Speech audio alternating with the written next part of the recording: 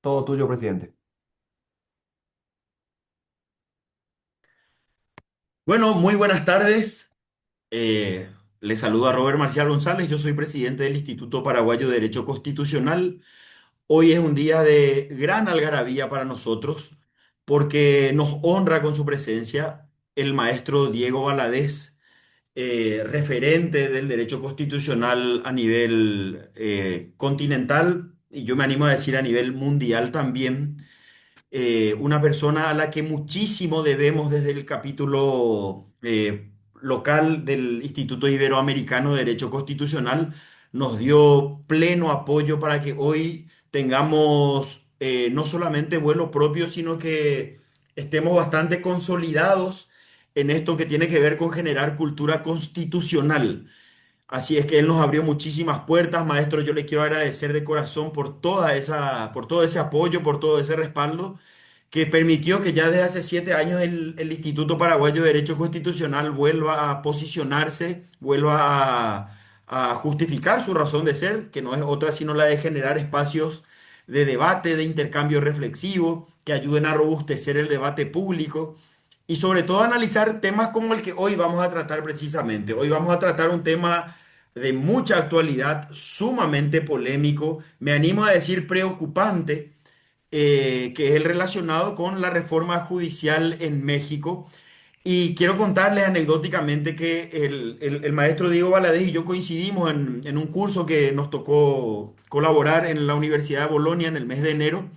Y luego del panel que compartimos, hablamos de esta posibilidad y él me había sugerido con muy buen tino no solamente ocuparnos de divulgar lo que estaba pasando en aquel momento, la preocupación, sino que me sugirió que este espacio que hoy compartimos, lo agendáramos para después de las elecciones, de manera tal a mirar un poco el fenómeno ya con el diario del lunes, no solamente especulando sobre lo que podría pasar, sino ya teniendo, todavía seguramente no de manera concluyente, pero ya algunos insumos concretos, como por ejemplo el nivel de participación, la reacción de la gente, cómo terminó integrándose finalmente la estructura judicial y una cantidad de cuestiones que hoy el maestro nos va a compartir. Así es que, maestro, yo le quiero agradecer de corazón. Para nosotros es un lujo, un honor, un privilegio poder contar con su presencia. Le quiero excusar al doctor Diego Moreno, fue presidente del instituto, hoy para orgullo de todo nuestro país, integra la Corte Interamericana de Derechos Humanos, justamente están en sesión en este momento, entonces me pidió que por favor le excusara de participar. Y antes de darle la palabra al maestro Diego Valadez, quiero explicarle a todos que esta actividad se va a extender hasta las 16 horas. Por razones de tiempo, vamos a centrarnos en una horita y la intención es de que el maestro haga una introducción de 40 a 45 minutos y luego quienes quieran formular preguntas concretas, en este caso no vamos a poder abrir a intercambios reflexivos, digamos, sino que vamos a limitarnos a preguntas concretas. Pueden hacerlo a través del chat y en la medida del tiempo que tenemos asignado, vamos a estar trasladándole a nuestro invitado esas consultas. Bueno, el maestro Diego Valadez, ustedes saben, es presidente honorario del Instituto Iberoamericano de Derecho Constitucional, autor de muchísima obra escrita. Yo quiero señalar en ese sentido que él particularmente se ha centrado casi de manera obsesiva en lo que tiene que ver con el control al poder. Y quiero resaltar eso, maestro, porque en tiempos donde pareciera que desde la propia academia, con muy buenas intenciones, sin duda, estamos dándole cheque en blanco a los que tienen que estar estrictamente controlados, creo que es muy importante retomar el paradigma del control. Así es que ese es el detalle de su área de expertise que quiero destacar. Y bueno, a partir de ahí, lógicamente, desde esa mirada de control, aproximarnos a lo que está pasando en México. Gracias, maestro, el auditorio es suyo. Muchas gracias, querido colega y amigo Robert Marcial, por tan afectuosa presentación. Saludo muy cordialmente a todas las personas que están en este momento aquí presentes. Para mí es un gran privilegio establecer este diálogo con el Instituto Paraguayo de Derecho Constitucional. Veo a varias personas con quienes tengo el privilegio de llevar amistad. Está aquí mi querido amigo Jorge Silvero, que es un amigo de décadas, de muchas décadas. Hemos incluso colaborado juntos, estado juntos en el Instituto de Investigaciones Jurídicas de la Universidad Nacional Autónoma de México. Veo a mi amiga Elodia Almirón, a varias amigas y amigos. No me detengo a mencionarlos y a mencionarlas a todos, pero les hago llegar mi saludo muy afectuoso, muy cordial, muy respetuoso y además lleno de admiración por el trabajo que están haciendo ustedes. Gracias, querido Robert, por esta generosa presentación y por haber convocado esta reunión. Para mí, en lo personal, como constitucionalista, es muy importante mantener una relación tan cercana como la que por fortuna se ha venido desarrollando con ustedes a partir de la gestión muy valiosa para todo el constitucionalismo iberoamericano de nuestro común amigo Diego Moreno, a quien ahora, por supuesto, aplaudo y me enorgullezco como colega y como amigo que esté en nada menos que en la Corte Interamericana de Derechos Humanos, porque está haciendo además un gran trabajo y está rápidamente caracterizándose como uno de los juzgadores más acuciosos y más escrupulosos. Es un tribunal de alta jerarquía, todos lo sabemos, todos sus integrantes están allí justamente por sus méritos reconocidos en el continente, pero es muy satisfactorio que haya un colega paraguayo y además un colega muy joven y que forme parte además de esta gran constelación del constitucionalismo en la que estamos todos involucrados. Efectivamente, el tema al que me invitó nuestro amigo Robert es Marcial a conversar con ustedes es la reforma en materia de justicia que se hizo en México el año pasado y que entró en vigor ya a partir de este año. Primero con las elecciones y después ya con la instalación de los nuevos juzgadores a partir del próximo día 1 de septiembre. Con Robert, con Diego y con otros colegas y otras colegas he tenido la oportunidad de estar en contacto muy cercano. Eh, Vinieron, por ejemplo, al Congreso Iberoamericano de Derecho Constitucional que tuvimos en México, en el que la delegación paraguaya tuvo una eh, presencia muy destacada. Y luego volvimos a coincidir, como decía Robert, en Bolonia a principios de este año. Creo que será muy importante para nosotros y en general para el constitucionalismo iberoamericano que podamos conservar este ritmo de reuniones y de intercambio de preocupaciones como el que yo voy a hacer ahora con ustedes.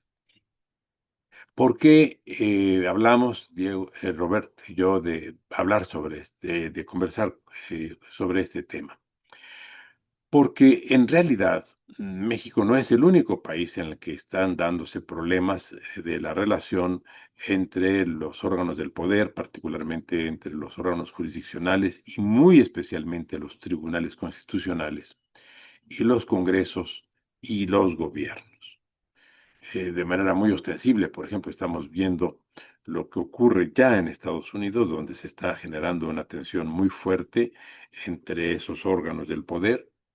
Inclusive la Suprema Corte de Estados Unidos acaba de tomar una resolución muy importante en cuanto a indicar a los juzgados federales que sus declaraciones de inconstitucionalidad se restrinjan solo en cuanto a sus efectos a aquellos que hayan recurrido u ocurrido ante la justicia federal y que sus declaraciones ya no tengan un efecto general como solían tener las decisiones de los juzgadores americanos.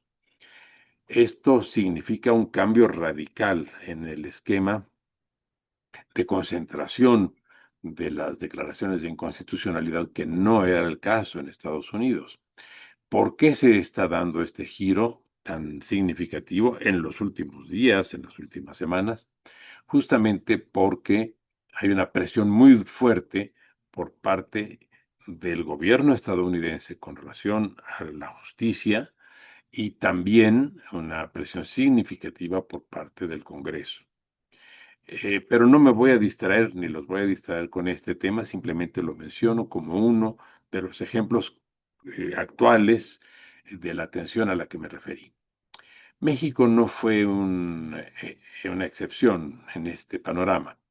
En México, y lo sabe muy bien Jorge Silvero, porque lo comentamos muchas veces cuando estuvo aquí participando como investigador en nuestro instituto de investigaciones jurídicas, en México se llevó a cabo una reforma crucial en materia de justicia constitucional hace exactamente 30 años. Entró en vigor el 1 de enero del año 95. Esencialmente, esa reforma transformó la antigua Suprema Corte de Justicia, que era un tribunal de casación, en un tribunal constitucional. Pero se cometieron varios errores en el diseño que por cierto no estaba en el proyecto original elaborado por un maestro mío, Héctor Fixamudio, y con quien colaboramos varios colegas, muchos amigos de ustedes, uno de ellos Jorge Carpizo, y el otro fui yo, y más otros colegas. El proyecto original contemplaba un tribunal constitucional, contemplaba un tribunal intermedio que pudiera hacer las funciones de órgano de casación en materia federal y contemplaba un órgano de gobierno jurisdiccional, al que llamamos Consejo de la Judicatura, totalmente separado de la estructura jurisdiccional.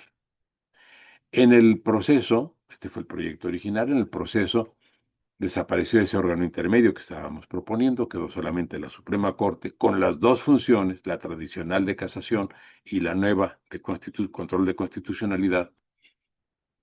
Y el órgano de gobierno, el Consejo de la Judicatura, no quedó totalmente separado del órgano jurisdiccional porque el presidente de uno y de otra, o sea, del Consejo y de la Corte, fue la misma persona. Esto generó una perturbación indeseable en la estructura del sistema constitucional jurisdiccional, porque reprodujo en el ámbito del poder jurisdiccional, del poder judicial, el mismo esquema de concentración del poder que caracteriza todo nuestro sistema político.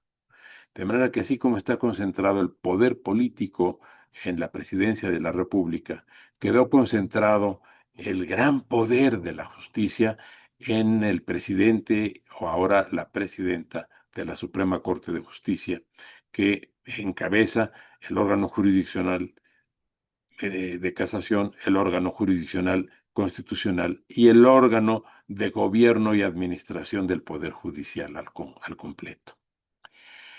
Esto generó distorsiones y todos estábamos conscientes de ellas y sabíamos que era necesaria una nueva reforma que permitiera hacer las adecuaciones que la experiencia recomendaba. Pero en el orden positivo tuvo muchas ventajas, entre otras que permitió que las minorías parlamentarias o congresuales dispusieran de un elemento de control, que es un tema que, como dijo el doctor Robert Marcial, me ha interesado siempre mucho, y las minorías parlamentarias pudieron apelar a la jurisdicción federal de la Suprema Corte de Justicia mediante la acción de inconstitucionalidad cuando entendían que había una decisión de la mayoría parlamentaria que pudiera contravenir el orden constitucional, o cuando se diera un decreto presidencial que también se considerara que pudiera estar viciado por algún elemento de inconstitucionalidad. Pero para poder ejercer este derecho, la Constitución establece que deben promover la acción como mínimo un 33% de los integrantes del propio Congreso o de la Cámara de Diputados o de la Cámara de Senadores. Esto funcionó muy bien y se convirtió en una forma de otorgar derechos a las minorías parlamentarias. Por otra parte, para fortalecer al sistema federal y el sistema de los municipios, se estableció también la controversia constitucional que permite que se lleve a los tribunales federales algún diferendo mediante el cual pueda considerarse que hay invasión de competencias de la federación en los estados, o de los estados en la federación, o de los estados en los municipios, o de los municipios en los estados. En fin, el universo o espectro de elementos que se permite llevar a una solución jurisdiccional se multiplicó. Esto generó nuevas formas de comportamiento en el poder público mexicano que resultaron muy favorables en la dinámica de un sistema democrático, porque complementaba el procedimiento electoral que también se había democratizado de una manera muy sintomática y muy satisfactoria. Pero en el año pasado, febrero del año pasado, el presidente de la República presentó una iniciativa de reformas al Poder Judicial junto con otras 19 iniciativas. Todas fueron anunciadas en la misma fecha, en una fecha muy emblemática para nosotros, 5 de febrero, porque es el día en el que fue promulgada la Constitución actual de 1917 y la Constitución Federal anterior de 1857, las dos el 5 de febrero. Por tanto, forma parte esa fecha, repito, de una celebración muy emblemática del constitucionalismo mexicano. Pocos creímos que pudiera prosperar esa reforma, en particular la que se refería al ámbito de la justicia, porque para reformar la Constitución se requieren 2/3 de los diputados, 2/3 de los senadores y la mayoría de los congresos estatales o locales. Los congresos son 32, de manera que se requiere como mínimo 17, el pronunciamiento mayoritario de 17 congresos locales. Pero ¿qué ocurrió en las elecciones de ese mismo año, o sea, del año pasado, de 2024? Que el partido hegemónico ganó varios congresos, en total tiene ya el control de 22, de manera que ahí está una mayoría muy holgada, pero contraviniendo lo que la Constitución mexicana establece, se asignaron a ese mismo partido hegemónico más de 2/3 de los sufragios en la Cámara de Diputados, y en la Cámara de Senadores solo les faltaron 2 senadores para tener también la mayoría calificada y poder reformar la Constitución a su arbitrio. La Constitución, para que ustedes lo calibren, en el ámbito de los diputados, que son 500, establece que el partido mayoritario no podrá tener en ninguna circunstancia más de 300 diputados. Y en este caso se le asignaron 370, repito, contraviniendo una disposición expresa de la Constitución. Y esto hizo que esa reforma, que todos veíamos altamente improbable porque era prácticamente imposible que las oposiciones apoyaran una reforma de esas características, la reforma fue aprobada y entró en vigor. De manera que lo primero que ocurrió fue ese asalto al Congreso por la vía eh, del control de un tribunal, que es el Tribunal Federal Electoral, que comenzó primero por quedar incompleto. Tiene 7 magistrados, pero el presidente de la República dio órdenes de que no se integrara con 2 faltantes, sino que quedara con 5. De esos 5 se consiguió la adhesión por diferentes medios de 3, y con esos 3 magistrados fue suficiente para que se adoptara una resolución que, ya dije, fue ostensiblemente inconstitucional y acerca de la cual la Suprema Corte de Justicia no se podía pronunciar. En nuestro sistema, las decisiones del Tribunal Electoral son inimpugnables. Bien, entra en vigor la reforma. ¿Y qué establece la reforma?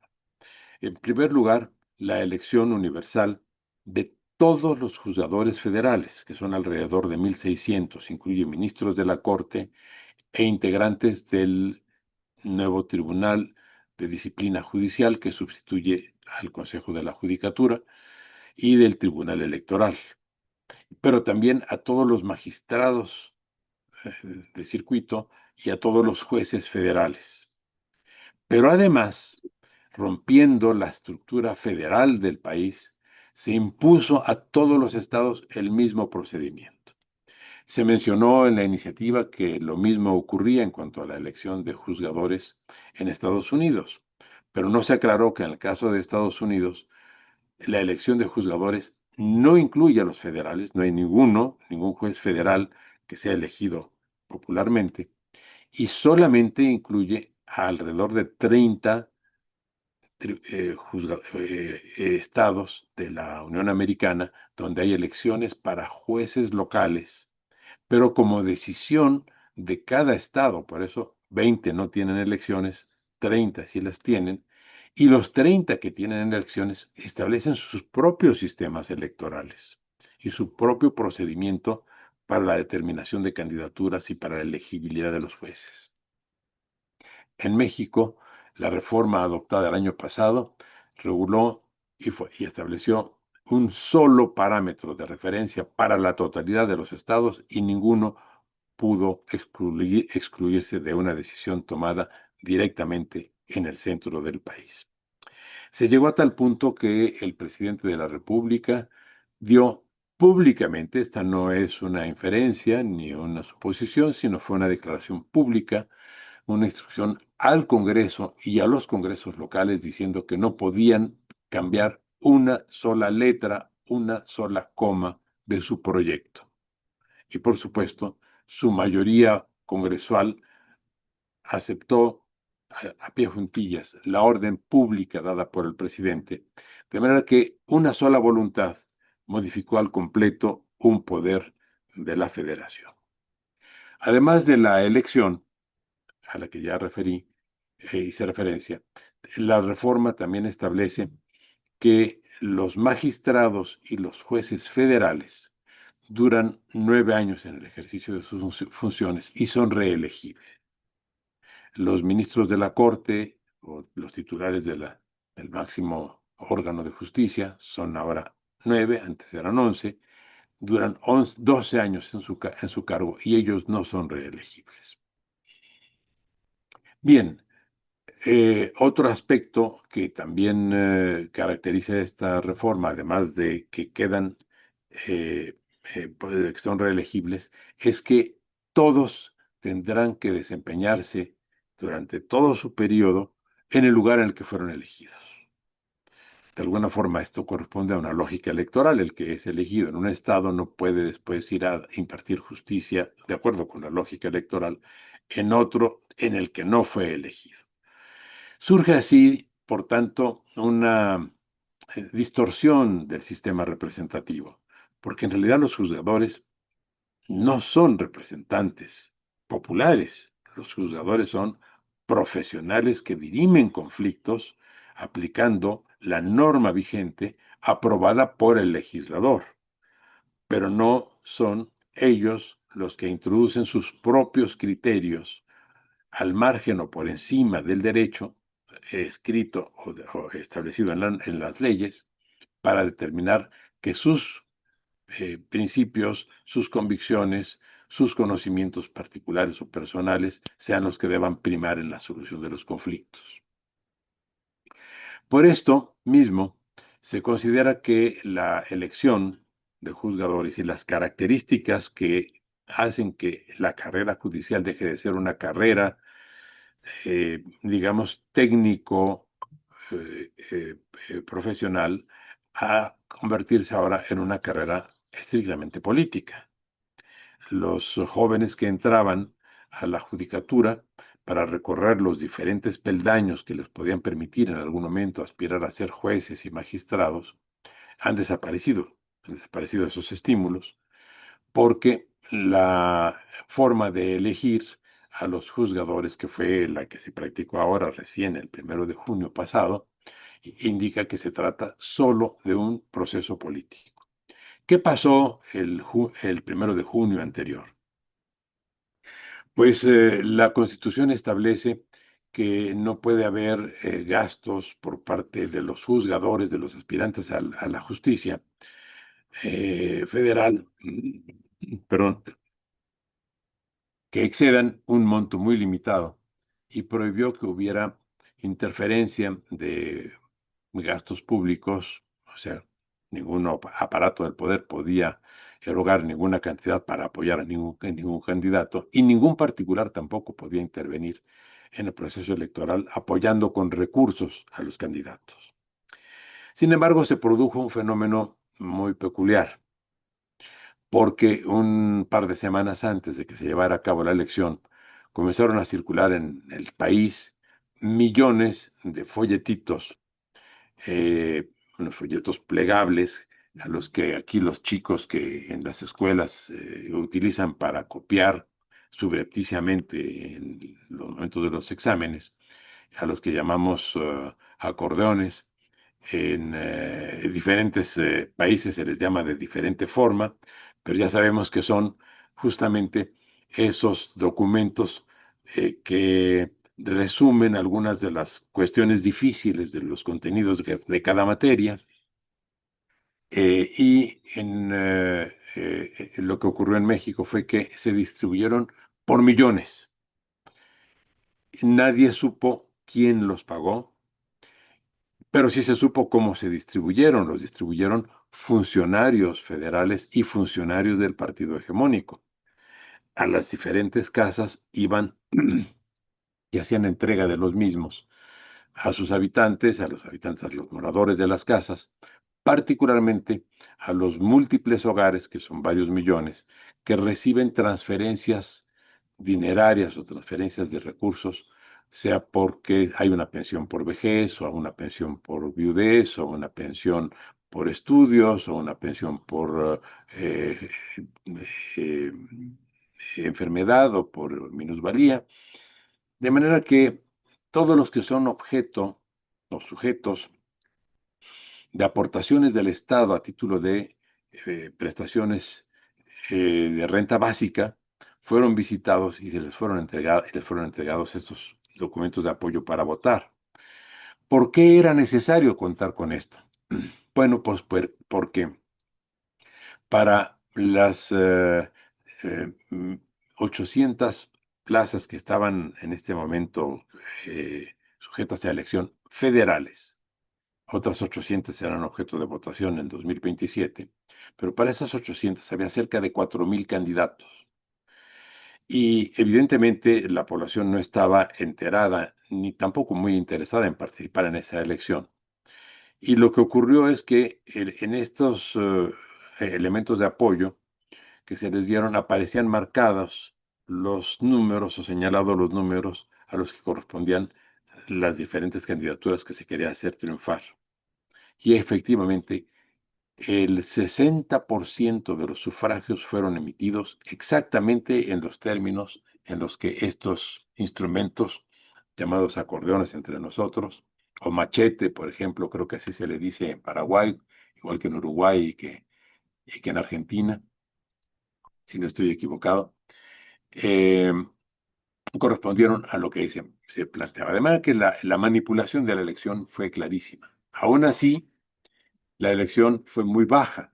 La experiencia boliviana, que es el único país donde se elige a los integrantes del Tribunal Constitucional, pero no a los demás jueces, indica que hay una participación de entre el 8 y el 9%. En el caso de México, la participación fue del 12%, de los cuales el 3% anuló su voto, de manera que solo el 9% del padrón, que son 100 millones de personas, emitió un voto en favor de alguno o de algunos candidatos. De esos 9 millones, 6 millones votaron exactamente en el sentido que se les había indicado en este documento que acabo de referir a ustedes. Esto se supone que afectará sensiblemente el ejercicio independiente de los juzgadores, que afectará también la imparcialidad de los juzgadores, su profesionalidad, como ya comenté, afectará su movilidad, de manera que todos los juzgadores, tanto los locales, México es una república federal, como los federales, residirán en el mismo lugar durante todo el periodo de su desempeño como juzgadores y afectó un aspecto muy importante que es la neutralidad en el orden político. Estuvo presente una delegación de observadores electorales de la Organización de Estados Americanos. Y además de reportar los múltiples problemas que se dieron en el aspecto estrictamente procedimental el día de la elección, como los que ya les referí, hicieron una recomendación dirigida a todo el hemisferio, toda nuestra América, sugiriendo que no se adopte un criterio electoral para los juzgadores como el que se ha seguido en México, como el que se aplicó en México. ¿Por qué? Por los elementos que ya comenté a ustedes. ¿Cuáles son los efectos previsibles? Que es ahora la siguiente plática y la siguiente parte de lo que me pidió o indicó el doctor Robert Marcial que comentara con ustedes. Bueno, en cuanto al efecto institucional, hay que diferenciar lo que corresponde a la Suprema Corte, que seguirá atendiendo las impugnaciones que se hagan por la vía de la acción de inconstitucionalidad, que ahora no es posible porque no se reúne el 33%, se privó a las oposiciones del 33% que siempre habían tenido en ambas cámaras. Entonces, una disposición constitucional y un instrumento de defensa de la constitucionalidad, de garantía de la Constitución, quedó inhabilitado por la decisión de darle una supermayoría calificada al partido hegemónico en el Congreso. Pero la otra vertiente, la de las controversias, que sí seguirán atendiendo en la Corte, más la revisión de algunos juicios de amparo, quedará sujeta al criterio de 9 juzgadores que, con independencia de que todos correspondan a esa indicación que se dio en el sentido de votar, que ya mencioné, eh, estoy seguro de que en muy buen número de casos van a resolver de acuerdo con criterios que considero serán objetivos. La preocupación en el caso mío no se ciñe o no se refiere a la vulneración de la imparcialidad, de la objetividad y de la independencia de quienes integran ese órgano cupular del sistema jurisdiccional mexicano, que son 9 personas. El problema está en los otros 800 que estarán en las magistraturas y en los juzgados federales en todo el país. Faltan otros 800 por ser elegidos dentro de 2 años, en 2027. ¿Por qué? Porque desde el siglo XIX se había previsto en México que los juzgadores federales no tuvieran vínculos permanentes, estrechos, que los hicieran parte de los intereses de la localidad en la que estaban adscritos. Esto cambia. De manera que ahora las familias, los amigos, los compañeros de escuela, los litigantes, los gobernantes, los medios de comunicación, todos formarán parte de un mismo entramado de intereses que incluirá a la justicia federal. Y México, como ustedes saben, se ve en este momento muy afectado, es un país muy afectado por altos niveles delincuenciales, los más elevados que se pueden registrar en todo nuestro hemisferio. Pero también tiene una tradición caciquil muy pronunciada. Y a su vez, los factores económicos son muy poderosos en diferentes regiones del país. Esto hará que previsiblemente los juzgadores en el ámbito penal o en el ámbito mercantil y comercial o incluso en el ámbito familiar vayan a ser objeto de la presión de los intereses locales. Y ya no existirá, como existió durante 2 siglos, la posibilidad de tener a los juzgadores federales solo de manera temporal en cada lugar del país en el que prestaban sus servicios y se iban rotando por todo el territorio de México. Esto hará que, por ejemplo, en materia penal, los jueces y los magistrados penales queden sujetos a la presión que sabemos se ejerce de una manera despiadada por parte de las organizaciones delincuenciales.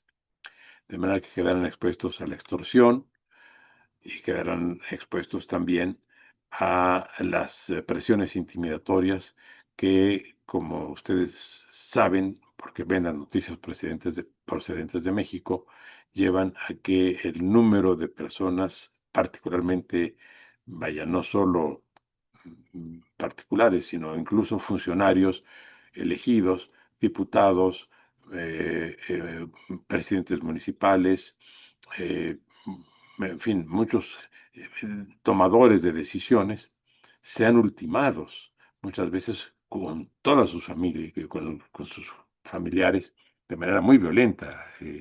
Hay un proceso de besania incontenible en este momento en México. A eso se ha expuesto a los juzgadores a partir de esta reforma. Podría mencionarles muchos otros factores de riesgo para los juzgadores, entre otros, por ejemplo, que ya en su mayoría no podrán acceder, como hasta ahora ocurría, a una jubilación, por cierto, jubilaciones con pensiones jubilatorias muy satisfactorias, perdón, porque ninguno sabe si al terminar su periodo de 9 años va a contar con los mismos apoyos políticos de los que dispuso ahora primero para entrar a las listas. Debo decir a ustedes que, ya les dije, para los 800 cargos, creo haber dicho, participaron alrededor de 4,000 candidatos, pero se presentaron 50,000 aspirantes y hubo una depuración por parte de los comités establecidos por la Presidencia de la República y por el Congreso para reducir ese número de casi 50,000 a alrededor de 20,000, y luego se sortearon esos 20,000 y salieron estos 4,000. El sorteo fue un sorteo muy peculiar porque fue público y efectivamente de una urna se sacaba eh, una ficha con un número, y eso sí se veía todo el mundo veía cuál era el número, el 5, el 23, el que fuera, pero había una persona al lado leyendo a quién correspondía, a qué nombre correspondía ese número, y esa lista pues nada más la veía quien la estaba leyendo. Entonces, si la ficha decía 23, la persona que leía decía 23 corresponde a fulana de tal o a fulano de tal. Este sistema de sorteo altamente cuestionable, o sea, sortear a los juzgadores ya es de suyo una afrenta a la justicia. Pero luego vino la elección con este peculiar sistema que ya les dije a ustedes, de los famosos acordeones o machetes, de manera que pues la elección fue totalmente inducida. Bien, este proceso no necesariamente se tiene que repetir dentro de 9 años, de manera que los que ahora son jueces o son magistrados no saben si dentro de 9 años van a tener la misma suerte, los mismos apoyos políticos y los mismos acordeonistas, por decir algo. De manera que, al no tener tampoco ya asegurada una jubilación, es posible que muchos sucumban a la tentación de la corrupción. Estos son elementos y trazos generales. Ahora voy a decir a ustedes, para concluir en 5 minutos más y dejar el espacio, como había dicho nuestro querido amigo Robert, para algunos comentarios o preguntas. Lo que esto significa desde el punto de vista sistémico. Todos los presentes nos dedicamos al derecho constitucional y sabemos que resulta clave que el sistema constitucional genere un sistema o una forma de equilibrio compensatorio para que ningún órgano del poder exceda sus atribuciones y que tampoco las omita, de suerte que por eso, entre los órganos del poder, existe una dinámica y una estructura de relación que permite, a través de los diferentes esquemas de control, evitar al máximo el abuso y también evitar al máximo la omisión o la impericia. Se castiga la impericia de la misma manera que se castiga el abuso, por lo menos en los sistemas mejor diseñados. ¿Qué ocurrirá en el momento en el que, como todo hace prever, las diferentes disposiciones que se tomen por la vía legislativa o por la vía de los decretos, en el primer caso el Congreso, en el segundo caso la Presidencia de la República, infrinjan la Constitución? Pues que ya no habrá ningún órgano capaz de hacer ver esas violaciones y de hacerlas valer a iniciativa o a petición de quienes hayan impugnado semejantes decisiones o por la vía de la acción de inconstitucionalidad, que ya quedó vedada, o por la vía del amparo. Lo que ocurrirá si es que se perturba el control de la constitucionalidad de las decisiones de los órganos del poder, en este caso del gobierno o del Congreso, es que el país quedará a merced de la discrecionalidad y por ende de la arbitrariedad. Y esto perturba al completo el sistema de relaciones, pero también afecta a los propios emisores o autores de las decisiones inconstitucionales, porque al no tener ya un elemento que refrene estas formas de distorsión del ejercicio del poder, el poder tiende a distorsionarse de una manera exponencial y la arbitrariedad se convierte en un procedimiento estandarizado.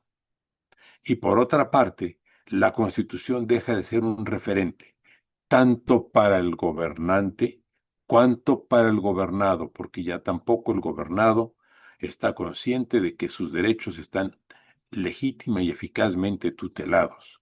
Desaparece el gran concepto que todos manejamos como constitucionalistas de la garantía de los derechos fundamentales, esto es, de los instrumentos procedimentales que permiten hacer eficaces los derechos fundamentales establecidos por la Constitución o por los tratados internacionales o por otras normas vigentes en un Estado. Esto es lo peor que nos puede haber ocurrido, pero no solo nos perjudica a los justiciables, también va en detrimento de quienes ejercen o desempeñan cargos de poder, o sea, afecta a los destinatarios del poder y afectará en el mediano plazo a los detentadores del poder.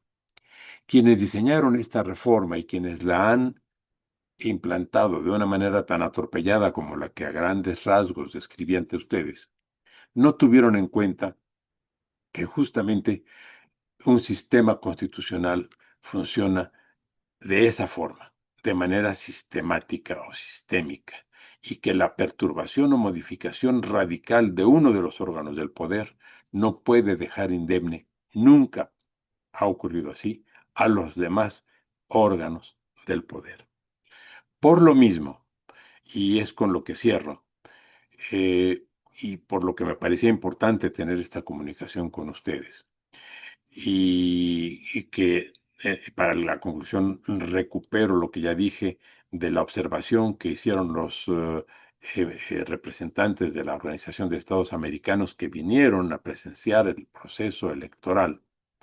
Por lo mismo, es conveniente que en todo nuestro hemisferio se tenga presente que este caso mexicano debe conservarse como una excepción, que la tentación demagógica de señalar que los juzgadores sean elegidos y que de esa manera tendrán cercanía con el pueblo y advertirán las carencias de justicia del pueblo y harán justicia para el pueblo, no es sino una expresión demagógica que no corresponde a la de un Estado constitucional.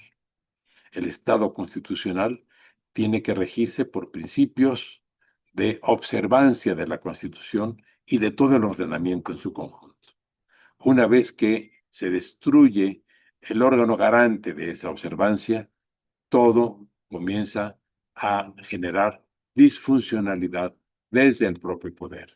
Esa, queridas amigas, queridos amigos, es la lección que nos deja este sistema mexicano.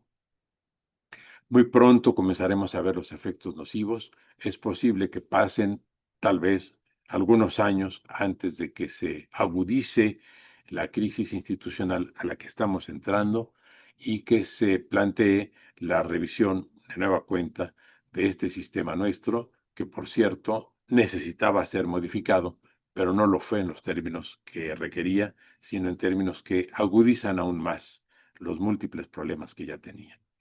Querido Robert, son 40 minutos exactos y ahora me pongo a la disposición de ustedes si es que hay algún comentario o alguna pregunta que yo tal vez pueda responder.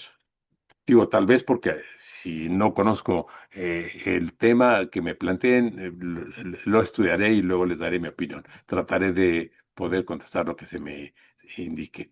Muchas gracias por invitarme, por darme esta oportunidad de estar con ustedes y por disponer del tiempo de ustedes para esta charla que para mí es muy importante. Al contrario, maestro, muchísimas gracias a usted. Espectacular el pantallazo que nos dio. Y fíjese si ha suscitado interés la charla que esta actividad que en principio se pensó para Paraguay ha suscitado la convocatoria de colegas de México, de Argentina, miembros destacados del Instituto Iberoamericano de Derecho Constitucional que están aquí presentes. Así es que muchísimas gracias, maestro. Hay un par de preguntitas para aprovechar los minutos que nos quedan. Claro que sí. Voy a juntar dos o tres. Profesor Silvero, creo que tu primera pregunta ya quedó respondida, así que voy a pasar a la segunda. Una pregunta, maestro, es si al tiempo de haberse modificado el sistema de selección de jueces, también se acompañó una modificación de los criterios de remoción de magistrados para tener un poco algún contrapeso. Y la otra pregunta, que es la segunda que formuló el profesor Jorge Silvero, dice eh, que la charla sugiere que la reforma va a afectar negativamente la independencia y la imparcialidad de los jueces.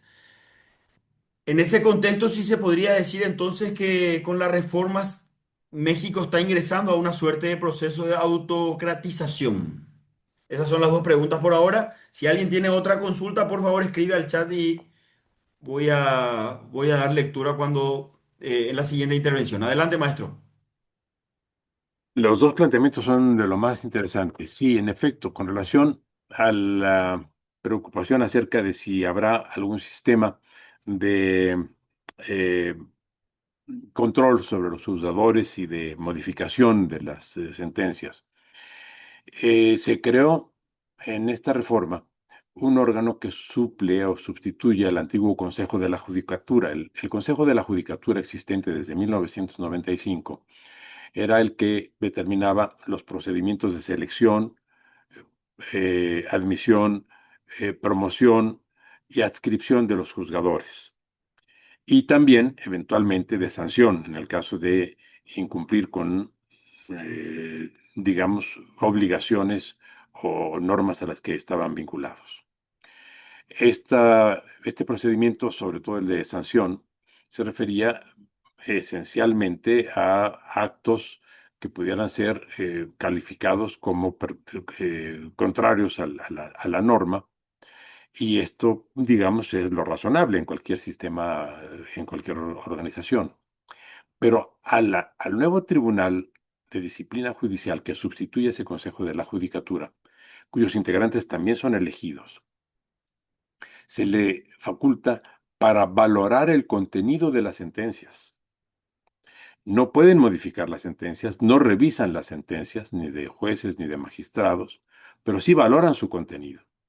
Y si desde su perspectiva el contenido de las sentencias no corresponde a un criterio de justicia para el pueblo, que es una norma amplísima, que genera elementos de discrecionalidad que son claramente predecibles y previsibles, puede sancionar a los juzgadores con suspensión o incluso con destitución. Esto con relación a la primera pregunta. Con relación a la segunda pregunta de nuestro querido colega Silver Salgado. Eh, Jorge Silveiro Salgueiro pregunta si esto nos lleva a la autocratización. Querido Jorge, Este es el criterio dominante en México, que hay ese riesgo de una de proclividad o de un avance de carácter autocrático. Mi percepción es que vamos a avanzar hacia una peculiar forma de anomia, en la que efectivamente se estarán promoviendo acciones de carácter autoritario, pero que las consecuencias van a generar procesos crecientes de anomia y por tanto de ingobernabilidad. La conclusión a la que llegaremos, el momento, digamos, de arribo de todo esto que estamos viendo, porque es un desajuste completo el que se va a producir en cuanto a los órganos del poder, no será de una dictadura, sino de una anarquía. El ritmo que normalmente lleva a la dilución de las instituciones es el de un proceso anarquizante. No se trata de una concentración del poder viable. Es tal vez el objetivo que se perseguía, pero como comenté a ustedes, perdón, lo más previsible es que sean los diferentes grupos o poderes fácticos de carácter político, económico o delincuencial quienes acaben apropiándose de la estructura jurisdiccional tanto del nivel federal como de los niveles estatales, de los órganos estatales, y esto generará una gran dispersión. Será una especie de feudalización de la justicia que evidentemente va a tener repercusiones en el ámbito económico, en el ámbito político, en el ámbito social, porque va a perturbar las relaciones y la confianza en la interacción, en las operaciones de todos los días. Debo decir a ustedes que, por ejemplo, el año pasado, de acuerdo con datos estadísticos, hubo 2 millones de juicios en el país, 1.2 millones de juicios federales y 800.000 juicios locales. Cuando estamos hablando de un universo de 2 millones de juicios y cuando ese número de justiciables involucrados en un universo de ese tamaño queda sujeto a la discrecionalidad y de los jueces que ya no aplicarán solamente normas jurídicas, sino también normas de carácter o criterios de carácter ideológico y político, esto genera una enorme tensión social y también un rechazo al ordenamiento e interrumpe lo que caracteriza a una república funcional, la adhesión espontánea a la norma. Así es que a mi querido amigo Jorge Silverio Salgueiro le digo que los riesgos de que México avance hacia la anomia y a la ingobernabilidad desde mi punto de vista son muy elevados. Gracias, maestro. Bueno, antes de pasar a las siguientes dos preguntas, quiero destacar la presencia de juristas constitucionalistas connotados. Está la profesora Julieta Castellanos, veo al doctor Sergio Díaz Ricci, se acaba de sumar el profesor Antonio María Hernández, a quienes saludo de corazón y les agradezco que se hayan sumado para acompañarnos en esta iniciativa tan importante y tan necesaria que permite justamente esta conversación en términos regionales. Gracias, gracias. Los saludo también con mucho afecto a los tres. Maestro, consulta Manuel Riera si una posible solución no sería una reforma que retorne al viejo sistema o acaso usted podría vislumbrar una alternativa diferente. Y José Luis Torales creo que van relacionadas las consultas, por eso la sumo a esta misma tanda. Si ve en otros países de la región o del mundo riesgo de caer en esta tentación demagógica que hoy se vive en México. En cuanto a la segunda pregunta de riesgos, he advertido, y quizá varios de ustedes también, que en varios países, lo he advertido particularmente en Centroamérica, hay la preocupación porque pueda adoptarse un sistema semejante al mexicano. Em, me- ya me ha llegado alguna versión de que se discute, bueno, por lo menos tentativamente algo semejante en algunos países centroamericanos, particularmente se me ha dicho que en Nicaragua, y no es remoto que se presente una tendencia semejante por una razón, porque la argumentación de apariencia democrática, pero que no es sino demagógica, es muy alta y es muy elevada. Por eso en el Congreso Constituyente pasado, donde participamos nuestro colega Díaz Ricci, Antonio María Hernández, Robert Marcial y varios más de los presentes, Jorge Silvero, em, yo hablé de lo que llamo postconstitucionalismo, que consiste en la utilización de los instrumentos constitucionales para la derogación de los principios de la propia Constitución, para la perversión y destrucción del propio ordenamiento constitucional. De manera que el riesgo es importante y por eso vale la pena que se conozca lo que está pasando en México para que quienes tengan esta tendencia se refrenen y para quienes puedan ser objetos de un atraco de este género, y perdonen que use la expresión vernácula y tan coloquial de atraco, cuenten con elementos argumentales para oponerse a una reforma así. Lo más importante será cuidar el procedimiento de reforma constitucional. En México fue lo que caducó primero. Tomaron por asalto la mayoría calificada en el Congreso y con eso pudieron hacer todo lo que hicieron. Mientras se mantengan niveles adecuados de compensación de fuerzas que impidan estas formas de reforma, de modificación o alteración de la Constitución, hay posibilidades de preservación de lo que, digamos, de la racionalidad. Y perdonen, me extendí. Voy a la primera pregunta. El de si volveremos o no al viejo sistema. Yo creo que no es lo deseable. Yo creo que habrá, cuando hagamos una nueva reforma, habrá que hacerla con otras características, habrá que plantear otra manera de integración de los órganos jurisdiccionales, pero sobre todo habrá que plantear que en México no hemos tenido desde 1917, o sea, desde que se promulgó la Constitución en vigor, no hemos tenido Ministerio de Justicia. Lo tienen en todos los, lo tienen en Argentina, lo tienen en Paraguay. Hago referencia a los dos países porque de los dos países hay profesores presentes. Los ministerios de justicia son los que determinan la política de justicia de un Estado.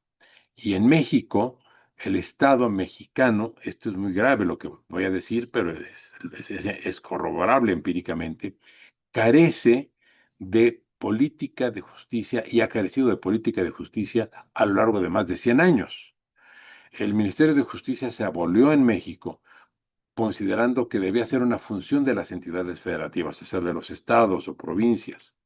Algunos establecieron sus respectivas secretarías de justicia, pero no todos.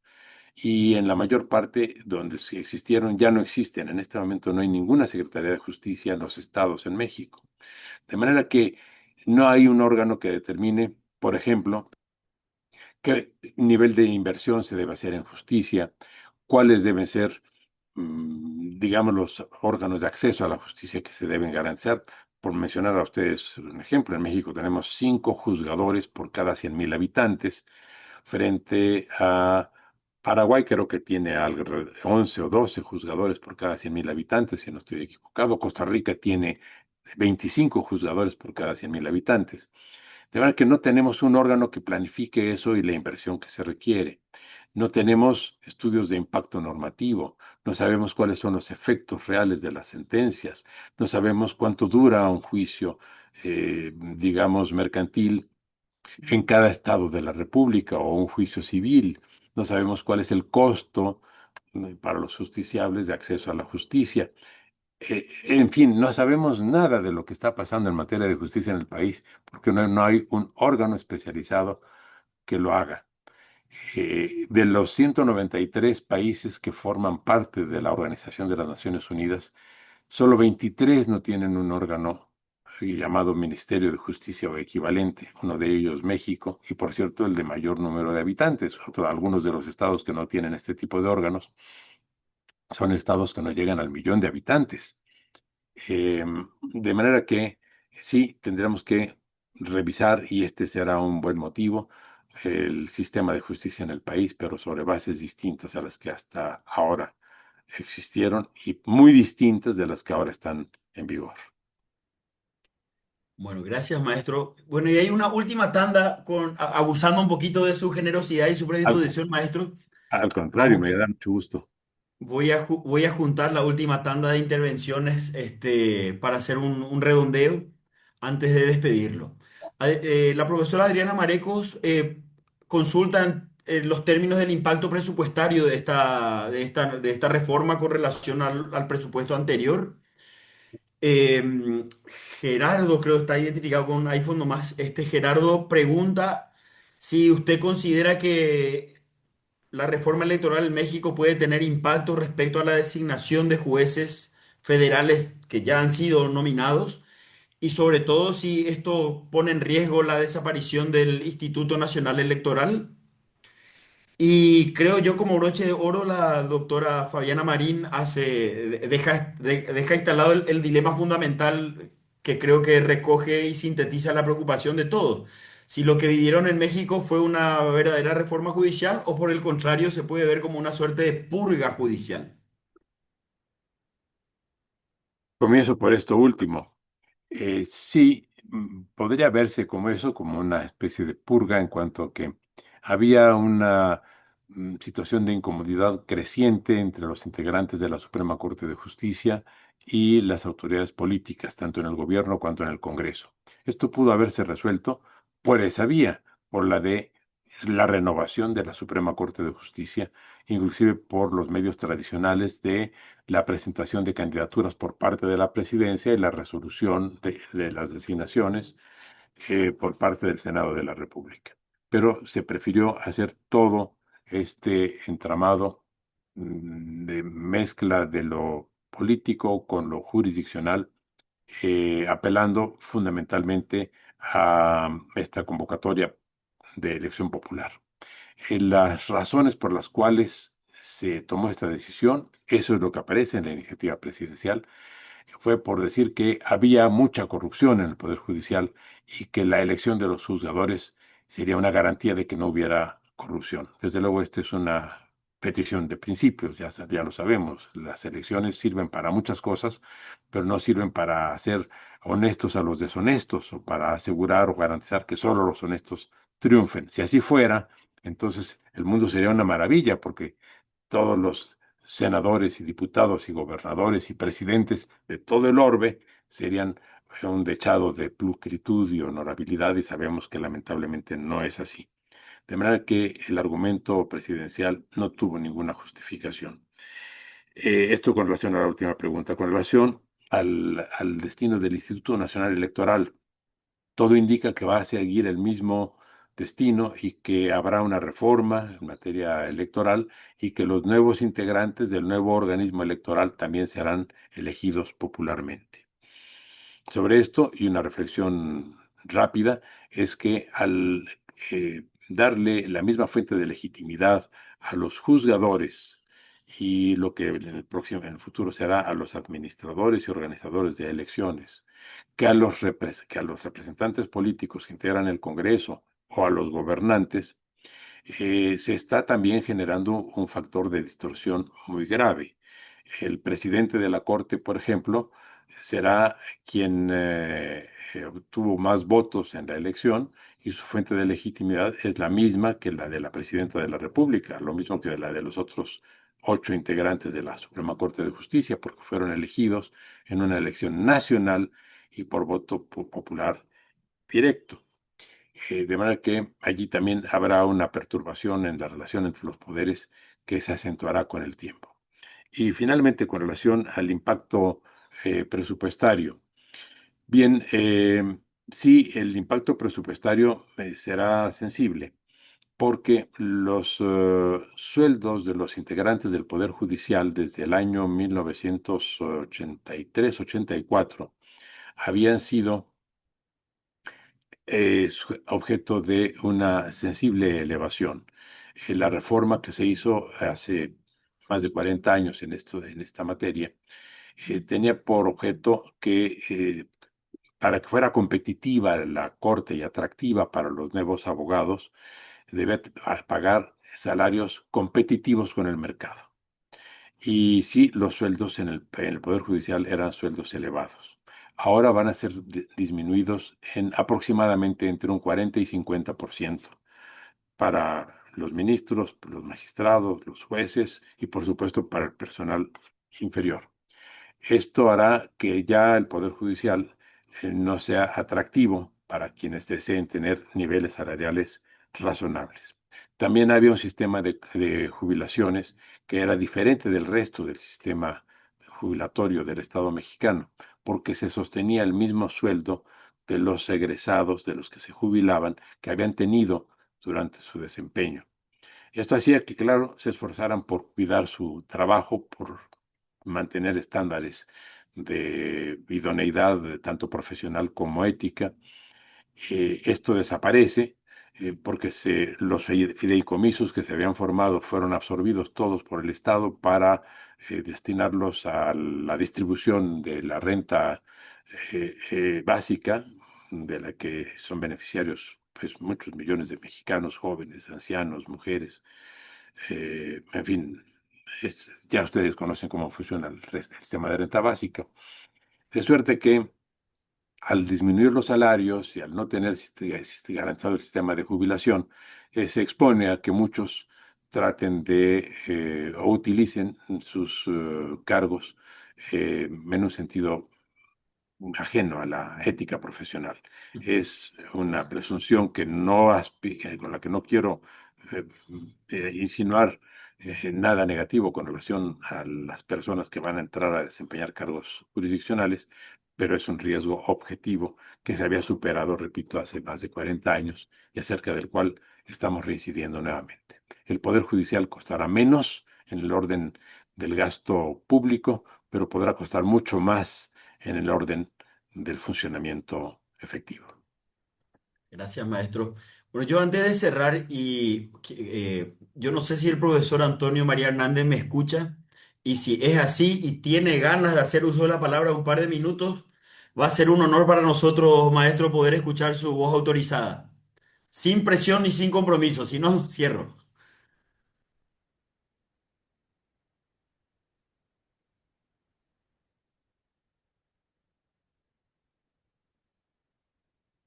Creo que me escuchó y se está tratando de desmutear, así que vamos a darle chance.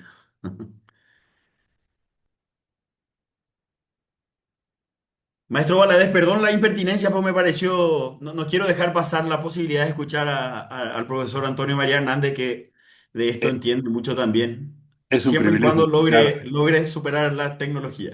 es un privilegio escuchar a un colega tan admirado y querido, pero creo que tiene cerrado su micrófono. Exacto.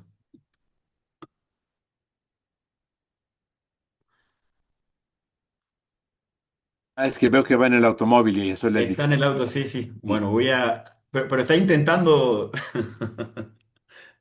Voy Pero a bueno, activar audio. ahí está. Ahora, Gracias, maestro, lo logramos. Tiene ahora usted el uso de sí. la palabra un par de minutos. La verdad, estaba por escribir felicitaciones a los organizadores por la magistral conferencia de Diego Valadez. Diego Valadez ha expuesto el tema de México, pero lo más grave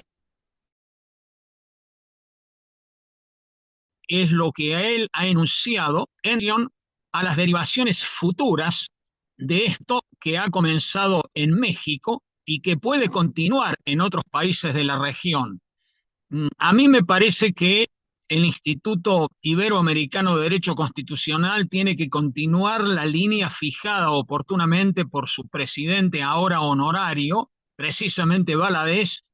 Nosotros tenemos que elevar nuestra defensa de la democracia. Nosotros tenemos que saber que los últimos estudios de The Economist nos indican que es muy preocupante la situación de la democracia en el mundo, también en la región, y esto afecta a varios de nuestros países. Además de esto, yo quiero señalar que estoy terminando la lectura de una obra muy importante que la recomiendo, que se llama La dictadura, en este caso de la minoría. Los autores son Levitsky y Ziblatt, que son quienes habían escrito sobre cómo mueren las democracias, y donde están describiendo este avance del hiperpresidencialismo, que obviamente no admite ningún tipo de control del Poder Judicial, tampoco hay reacciones por parte de los congresos, y obviamente estamos en una situación muy compleja donde en muchos países de la región se está afectando además la libertad de expresión y la libertad de prensa. Así que, en definitiva, reitero las felicitaciones, creo que este es el camino y esta es la voz que nosotros tenemos que levantar, nosotros tenemos que defender la democracia constitucional, sabiendo siempre que lo primero es defender los derechos fundamentales, establecer sistemas republicanos, profundizar la democracia y en algunos de nuestros países la descentralización del país a través de los sistemas específicamente federales. Así que felicitaciones, gracias por esta posibilidad. No, gracias a usted, maestro, por sumarse, por colaborar. Y además yo le tomo el apunte y le voy a escribir al privado para que el próximo conversatorio sea con usted. Va a ser, Maestro va a Valadez, ser no un sé si alto honor para mí. Gracias, gracias, profesor. Maestro, no sé si quiere agregar algo para cerrar. Yo no tengo más nada que decir después de la espectacular, del espectacular aporte del profesor Antonio María Hernández. Así es que le dejo a usted el uso de la palabra para despedirnos, reiterando la gratitud, el cariño, el afecto infinitos, porque de la mano de ustedes, nuestros grandes maestros, nosotros podemos ir caminando y fortaleciendo este espacio dado por el Instituto Paraguayo de Derecho Constitucional que con tanto cariño estamos tratando de fortalecer. Muchas gracias, Robert. Todo lo que tengo que decir ahora es reiterar a ustedes mi profunda gratitud. Ha sido una gran experiencia para mí estar en contacto con ustedes y creo que no podía haber mejor cierre que el que ha hecho el profesor Antonio María Hernández al plantearnos este gran tema de la dictadura de las minorías. Y será de lo más importante que tú nos convoques, Robert, para escuchar al profesor Hernández en alguna sesión próxima porque sabemos todos de la gran capacidad de comunicación que tiene el profesor Hernández, además de sus admirables conocimientos, y querríamos escucharlo disertar sobre este que es uno de los grandes problemas del constitucionalismo contemporáneo en nuestra América y en general en todos los sistemas que tienen una organización constitucional, pero que están derivando o corren el riesgo de derivar hacia donde nos decía don Antonio María Hernández.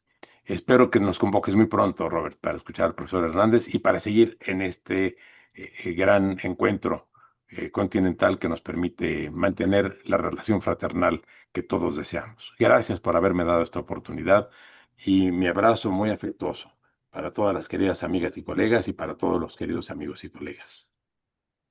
Así será. Gracias, maestro. Un abrazo enorme y a todos los que nos acompañaron, muy, muy, muy agradecidos. Nos vemos pronto. Adiós. Gracias, maestro. Gracias.